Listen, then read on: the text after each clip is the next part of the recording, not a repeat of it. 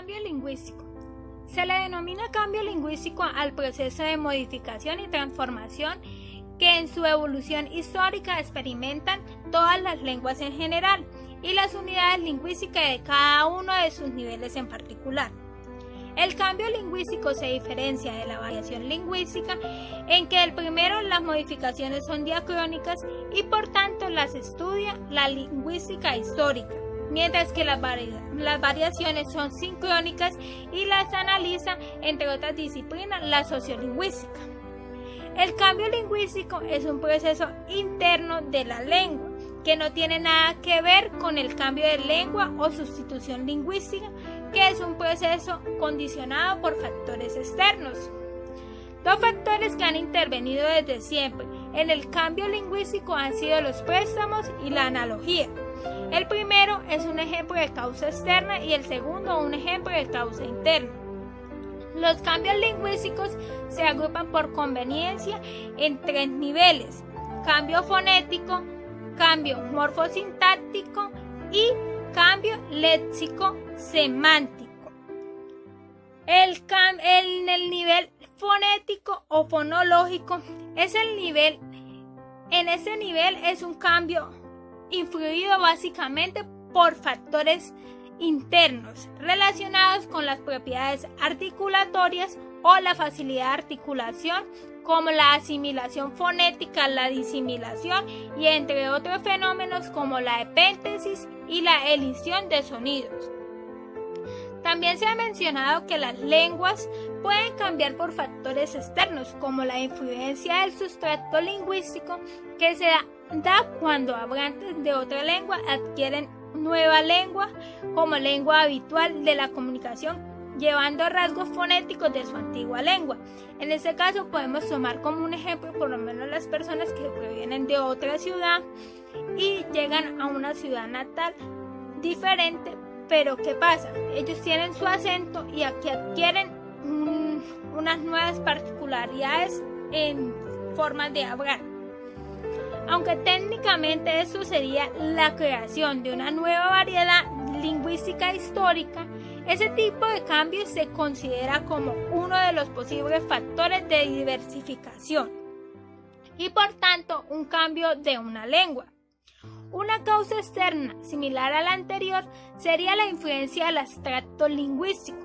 A veces la ocurrencia geográfica no ya de lenguas diferentes, sino de dialectos de la misma lengua, pueden llevar a la presencia de una variabilidad fonética que puede desencadenar cambios fonéticos y fonológicos considerables.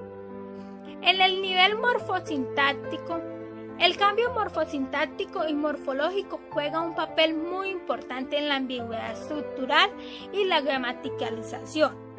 La ambigüedad permite la aparición de un reanálisis morfémico.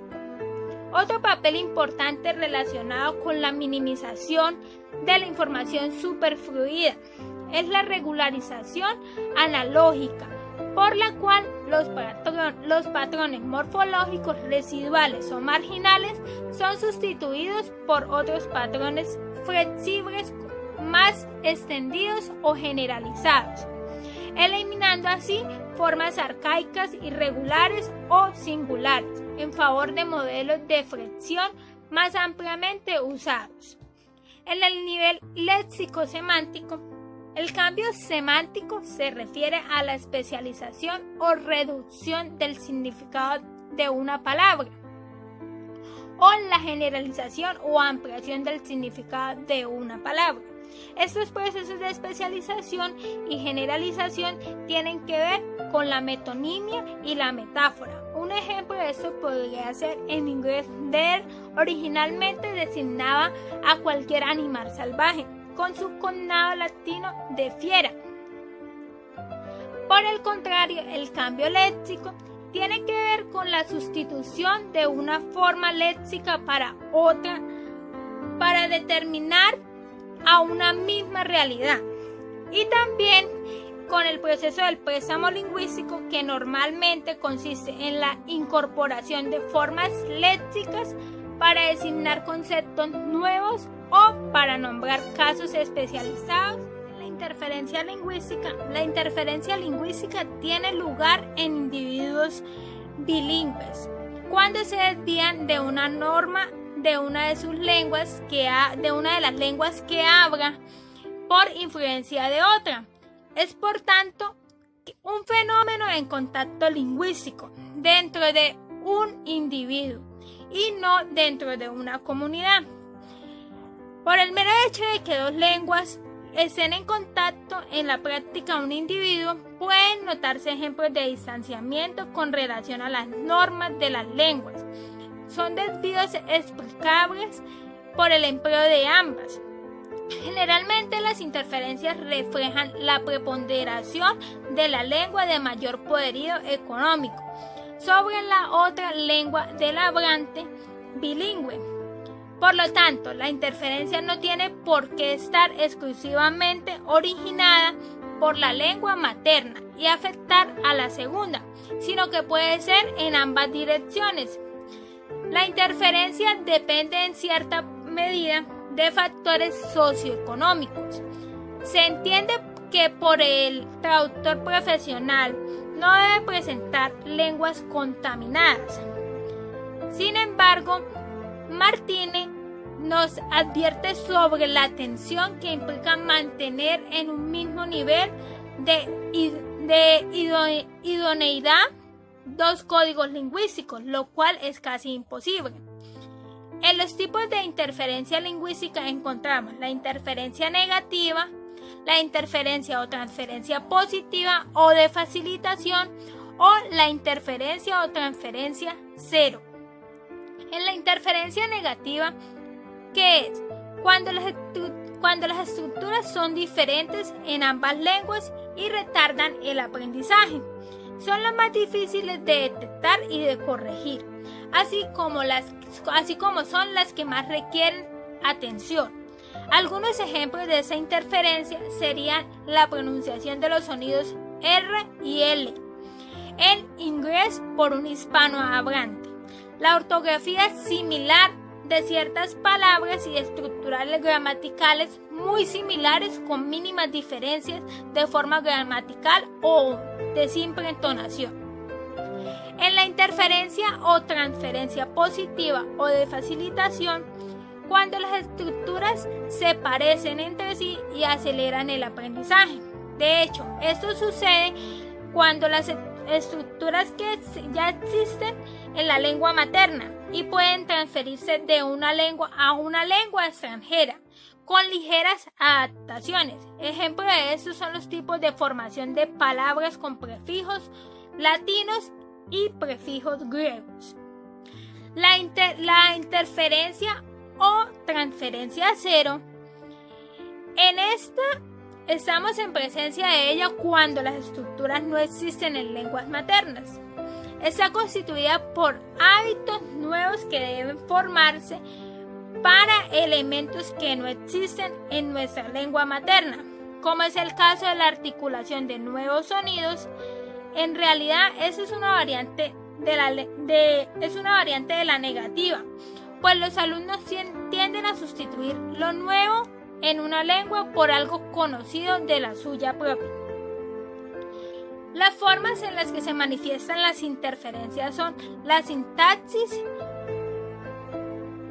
y la ortografía indebida.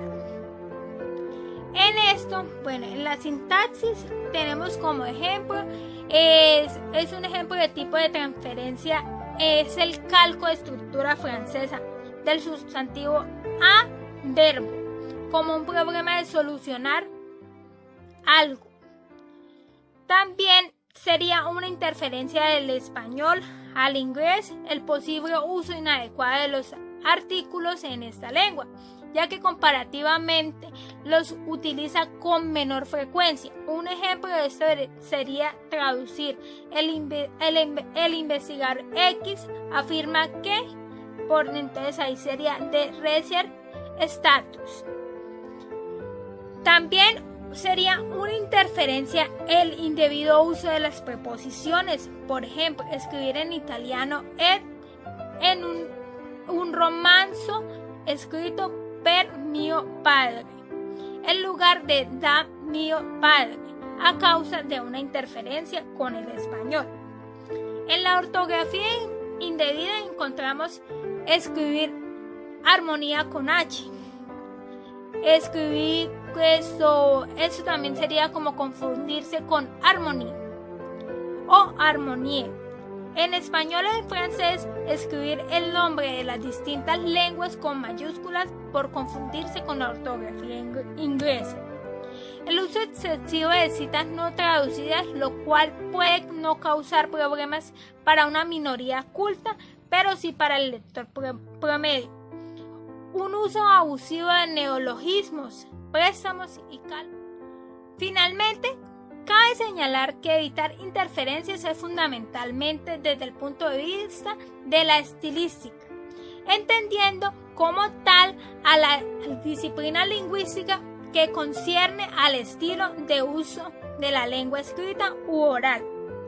La definición de estilo, según Marousseau, resulta que de una selección entre los elementos y la forma propuesta de una lengua también se entiende por el estilo la manera de escribir o de hablar peculiar o privativamente de un escritor o de un orador.